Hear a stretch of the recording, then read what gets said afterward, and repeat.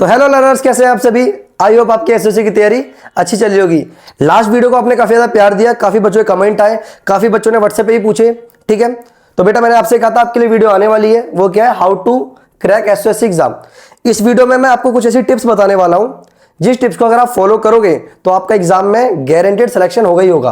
क्योंकि ये बेसिकली हम ऑफलाइन वाले बच्चों को बताते थे और हमारे ऑफलाइन सेंटर से काफी बच्चे सेलेक्ट भी होते हैं। बट अब मैं चाहता हूं कि सदा ऑफलाइन के साथ साथ जो ऑनलाइन से जो बच्चे हमारे पास पढ़ रहे हैं, जो कनेक्टेड है, उन बच्चों को बेनिफिट मिले। तो देखते हैं बेटा कुछ टिप्स कौन कौन सी है।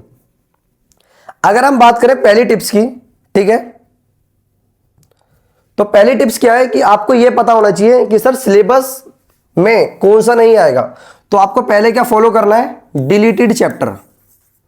डिलीटेड चैप्टर, जितने भी आपके डिलीटेड चैप्टर होते हैं ना, एग्जाम में मोस्टली क्वेश्चन वहीं से आते हैं एसओएससी में।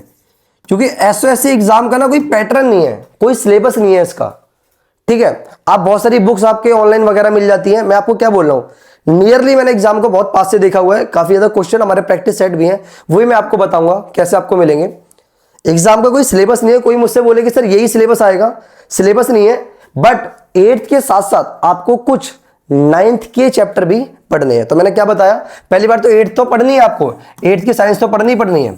अभी मैंने एक बच्चे ने बोला कि सर 8th का चैप्टर पढ़ने में 6-6 दिन लग जाते हैं। लिटरली बताऊं, अगर 8th की जो साइंस है ना, 5 दिन में पूरी खत्म कर दोगे आप, लाइन बाय लाइन करके पढ़ोगे तो। ठीक है, 8th की साइंस जो डिलीटेड चैप्टर है उन पे ध्यान देना, डिलीटेड पे, और जो आपकी ओल्ड बुक है उसमें देखना कि कौन से चैप्टर डिलीटेड, उनको जरूर पढ़ना है। ठीक है, और मैथ में जो आपके डिलीटेड चैप्टर हैं उन पे भी काम करना है। तो पहली टिप्स क्या है कि आपको डिलीटेड चैप्टर पे बहुत ज्यादा फोकस रखना है। ठीक है, क्योंकि एग्जाम में डिलीटेड चैप्टर से ज्यादा क्वेश्चन पूछे जाते हैं। अब दूसरी टिप्स क्या है, दूसरी टिप्स ये है कि सर कौन सा सिलेबस में किस पर अगर हम फोकस रखें, सिलेबस में हम किस पे फोकस रखें कि हमारा सिलेक्शन हो जाए। देखो, अगर मैं बात कर रहा हूं अभी स्टेम की, कुछ बच्चों के कमेंट आते हैं कि सर ह्यूमैनिटीज का बताओ, विजुअल आर्ट्स का बताओ। ठीक है, ये सभी का बताएंगे धीरे धीरे करके। बेसिकली पहले आप स्टेम का देखो। स्टेम की अगर मैं बताऊं तो मैंने पहले ही बताया था 60 क्वेश्चन आते हैं, सभी बच्चों को पता है 60 क्वेश्चन आते हैं। बट अगर मैं बोलूं आपको एक सब्जेक्ट से आप एसएससी क्लियर कर सकते हो, मात्र एक सब्जेक्ट से, उस पर अगर आप ध्यान रखो तो। अगर आप मैथ पर फोकस रखते हो ना, मैथ पर, मैथ के कितने क्वेश्चन आते हैं, 35। कितने आते हैं बेटा, 35 क्वेश्चन। आप इस तरीके से प्रैक्टिस करो। देखो एसएससी की प्लेलिस्ट पड़ी हुई है, मैंने चैप्टर पे से कुछ डाले हुए हैं, बट चैप्टर बहुत बेहतरीन डाले हुए हैं। हम ऑफलाइन सेंटर पे जो बच्चों को कराते हैं ना, उसमें काफी अलग लेवल का पढ़ाते हैं। इसमें क्या है, इस टाइम की बुक थी, ज्यादा वीडियो लॉन्ग हो जाएंगे, इसलिए हमने इस टाइम के चैप्टर डाले हुए। 35 क्वेश्चन है। आपकी प्रैक्टिस इस तरीके से होनी चाहिए कि 30 क्वेश्चन एकदम करेक्ट जाए, 30 क्वेश्चन एकदम उसके अंदर करेक्ट होने चाहिए। और रही बात साइंस की, तो साइंस के इतने ज्यादा नहीं आते, साइंस के आपके 15 क्वेश्चन आते हैं। अगर आपने नॉर्मली एनसीईआरटी भी पढ़ी हुई है ना, 8th क्लास की ओनली एनसीईआरटी पढ़ी हुई है, तो आप इसमें 8 से 10 क्वेश्चन तो वैसे ही सही कर दोगे। ठीक है, और बात करें आपकी रीजनिंग या मेंटल एबिलिटी की बात करते हैं हम, तो उसमें 10 क्वेश्चन आते हैं। और मोस्टली बता रहा हूं, ज्यादातर बच्चे 10 में से आपके बेटा अगर नॉर्मल एवरेज स्टूडेंट भी हो ना, आपके 6 क्वेश्चन सही चले जाएंगे। आप बस खाली इन पे काम करिए, आपका सिलेक्शन में गारंटेड है। अभी वीडियो के लास्ट में आपको मैं कट ऑफ भी बताऊंगा कि स्टेम की कितनी गई थी, विजुअल आर्ट्स की कितनी गई थी, ह्यूमैनिटीज की कितनी गई थी। आप देखना कि कट ऑफ के हिसाब से आपको कितनी मेहनत करनी है, बट मैथ पे ज्यादा मेहनत करनी है। अब बात आती है सर बुक की, तो बुक को ध्यान रखना। अगर मैं बात करूं आपके लिए बुक के लिए, तो कौन सी बुक बेस्ट है, बहुत बच्चे मुझे लगातार कमेंट करते हैं कि सर बुक बता दीजिए। तो मैं बुक बता देता हूं आपको।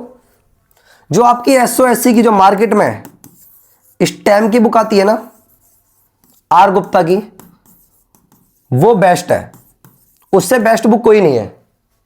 बट सर उसमें बेस्ट क्या है, तो उसके लिए बता रहा हूं, उसमें बेस्ट आपके लिए, वो किसके लिए बेस्ट है, आपके लिए मैथ के लिए बेस्ट है बेटा।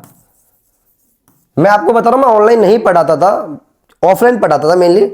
ऑनलाइन बच्चे काफी ज्यादा लगातार कमेंट कर रहे हैं, मुझे भी लगता है कि बच्चों को भाई पढ़ाना चाहिए। ठीक है, सिलेक्शन हमारे यहां से इतने होते हैं, मतलब काफी ज्यादा सिलेक्शन। मैंने पहले ही बताया था, अगर मैं 8 बच्चों को एवरेज पढ़ाता हूं तो 5 बच्चों का सिलेक्शन उसके अंदर होता ही होता है। ठीक है, तो इसीलिए मैं चाहता हूं ऑनलाइन के बच्चों सिलेक्शन होना। कुछ बच्चे मुझसे कहते हैं कि व्हाट्सएप पे मैसेज करते हैं कि सर मेरा सिलेक्शन होगा, मैंने आपकी सारी प्लेलिस्ट देखी हुई है, मैं आपको क्रेडिट दूंगा। क्रिएट की बात नहीं है, आप बस मेहनत करिए, जिस तरीके से आप फॉलो कर रहे हो, एक भी टीचर को फॉलो कर लो, कोई भी एक ऐसा टीचर होता है उसको फॉलो कर लो जो आपको अच्छा लगता है, कोई हो सकता है मैडम हो, कोई सर हो, जिसको फॉलो करो, एंड तक फॉलो करिए। अब आर गुप्ता की जो बुक आती है स्टेम की, ठीक है, उससे खाली मैथ करनी है, वो क्या करनी है, मैथ, ओनली मैथ वहां से करनी है। और उसमें भी सारे चैप्टर नहीं करने आपको, एक जैसे कोड वाला चैप्टर है सर्कल का, वो आपको नहीं पढ़ना, उसमें बहुत सारे चैप्टर है वो नहीं कर रहे, ठीक है, कुछ चैप्टर उसके अंदर ऐसे हैं जो नहीं आते। अच्छा, बच्चे हमसे ये पूछते हैं कि सर 9th का आता है क्या उसके अंदर, तो मैं अगर ट्रू बताऊं ना आपको, तो गवर्नमेंट की जो आपकी एनसीईआरटी की बुक आती है उससे तो लेवल अप आता है उसका, उससे लेवल क्या आता है, अप आता है। बट अगर जो बच्चा प्राइवेट स्कूल में पढ़ रहा है उसके लिए वो एकदम लेवल का होता है, कि प्राइवेट की जो बुक्स होती है ना मैथ की या साइंस की, उसमें एक्स्ट्रा नॉलेज होती है। तो आपको क्या करना है, 9th के भी कुछ चैप्टर कर लेने हैं, जैसे मैं बता देता हूं, एक आपको पॉलिनोमियल 9th का कर लेना, ठीक है, ये इंपॉर्टेंट चैप्टर है 9th का। और आपका चैप्टर फर्स्ट कर लेना 9th का, ठीक है, एक दो चैप्टर ये साइंस के ज्यादा मत पढ़ना, साइंस 8th पढ़ना। बट अगर प्राइवेट स्कूल से जो बच्चा पढ़ रहा है, प्राइवेट स्कूल की जो 8th क्लास की बुक होती है ना, वो ज्यादा बेस्ट होती है, ठीक है। जैसे मुझे याद है लास्ट क्लास में क्वेश्चन आया था कि लायन टेल वाला जो मंकी होता है, वो पूछ रहे थे वो खत्म हो चुके हैं या कम रह गए हैं, या फिर कैसी उनकी जनसंख्या, उसके बारे में लाइन टेल पे। अब ये क्वेश्चन होता है आपको एनसीईआरटी में नहीं मिलेंगे, जल्दी से नहीं मिलेंगे ना, तो ऐसे क्वेश्चनों के लिए करना ना, साइंस का तो ये है, अगर आप ढंग से अपने एनसीईआरटी वगैरह ढंग से पढ़ रखी है, टॉपिक एक्स्ट्रा पढ़े हुए हैं, तो आप 15 में 13 क्वेश्चन सही कर दोगे। साइंस को बस थोड़ा ध्यान रखना, साइंस थोड़ी अच्छी आती है, साइंस और मैथ थोड़ी अच्छी आती है। मैथ में ज्यादातर बताता हूं, मैथ में क्या होता है, बच्चा गलतियां करता है। आप जब क्वेश्चन कर रहे होगे ना, तो आपको लगेगा क्वेश्चन आ रहा है, जल्दीबाजी में आप क्या करोगे, क्वेश्चन को गलत कर दोगे। वहां पर यही गलती नहीं करनी, क्वेश्चन को एक नहीं बेटा 2 बार पढ़ना ध्यान से। क्वेश्चन वो ऐसा देते हैं कि आपको देखते तो लगेगा मेरे को आता है, बट जैसे ही देखोगे ना आप गलत कर दोगे, उसमें गलत ऑप्शन भी होगा, करेक्ट भी होगा। आपको लगेगा आपको गलत पहले आ जाएगा, आप टिक कर दोगे। कुछ बच्चों का मेरे पास बैच में ऐसे ही हुआ था, बच्चों को आते आते क्वेश्चन गलत करके आ गए। जब हमने बाद में रीचेक बच्चों से पूछे क्वेश्चन कि भाई कौन कौन से आए थे, तो बच्चों ने बताया ये गलत हो गए। आते आते क्वेश्चन एग्जाम में गलत होते हैं। आपको यही गलती नहीं करनी, आपको क्वेश्चन एक बार समझ नहीं आया बेटा 2 बार पढ़ना है, क्वेश्चन जब समझ आएगा देन उसके बाद करना है, ठीक है सर, ये टिप समझ आ गई। अच्छा, मैथ पे कैसे काम करना है, बहुत बच्चों के मैसेज आते हैं कि सर साइंस पढ़ा दो, साइंस पढ़ा दो। तो बेटा साइंस के लिए ना क्या है, मैंने ना भी प्लेलिस्ट बना, वो मतलब आपके लिए बना रखी है, पीडीएफ वगैरह बना रखी है। अब आपके जितने भी पूरी स्टेम की जो बुक है ना, उसमें जितने भी इंपॉर्टेंट क्वेश्चन थे, जो मुझे लगता है कि एसएससी में आएंगे, जो फालतू चैप्टर बहुत है, स्टेम की बुक से साइंस में बहुत फालतू चैप्टर है, आपको साइंस पे कम ध्यान देना है। जितने भी मोस्ट इंपोर्टेंट क्वेश्चन है उसके लिए मैंने आपके लिए सिलेक्ट कर दिए, और कुछ दिनों बाद आपके लिए वीडियो आना उस पर भी स्टार्ट हो जाएंगे। आपको खाली वही क्वेश्चन प्रैक्टिस करने हैं, ठीक है। मैथ का मैं बता रहा हूं, एक मैथ एक ऐसी चीज है जिससे आप पेपर को पूरा का पूरा निकाल सकते हैं। अब बात आती है कि सर स्टेम की बुक में या फिर हमारे ट्यूशन वाले सर ने कराया है प्रैक्टिस सेट। लास्ट टिप्स क्या है आपकी, लास्ट बोल सकते हैं, प्रैक्टिस सेट लगाइए, जितने आप प्रैक्टिस सेट लगा सकते हैं। अब सर प्रैक्टिस सेट तो मिलेंगे नहीं आपको, आप कोई भी बुक ले लो, स्टेम वगैरह की ले लो, आपको उसमें प्रैक्टिस सेट नहीं मिलते। तो इसके लिए क्या है ना, आप हमारा टेलीग्राम चैनल है, टेलीग्राम चैनल, उस पर आप परचेज कर सकते हैं। ये परचेजेबल और बहुत सस्ते में आप परचेज कर सकते हैं। टेलीग्राम चैनल क्या है बेटा, क्लासेस बाय विवेक सर। अभी मैं आपको दिखा भी दूंगा। इस पर हमने खुद के प्रैक्टिस सेट बनाए हुए हैं, 5 प्रैक्टिस सेट है, 5 सेट है, और मात्र कॉस्ट कितनी है इनकी, 50 रुपीज है कॉस्ट। कितनी है, 50। एग्जाम को देखते हुए मैं गारंटीड कह सकता हूं एग्जाम पैटर्न एकदम फॉलो करा हुआ है और काफी अच्छे क्वेश्चंस है।